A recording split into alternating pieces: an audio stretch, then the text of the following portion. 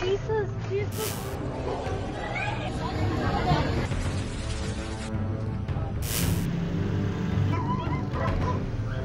Misa ka na sa dili mobo 70 ka tawo ang namatay sa magnitude 6.9 nga linog sa Bugo City sa Cebu. Samtang nagdeklara na og state of calamity ang probinsya sa Cebu human ang kusog nga linog. Sa tala sa National Disaster Risk Reduction and Management Office kagiri ng buntag anaa sa 72 ang namatay tungod sa linog.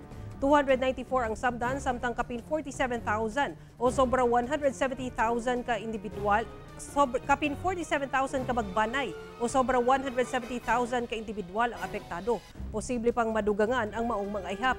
Tungod sa epekto sa linog, nagdeklara na og state of calamity ang probinsya sa Cebu. Ubay-ubay ka mga infrastruktura ang nadanyos, lakip na ang mga kadalanan, gambalay ug mga simbahan.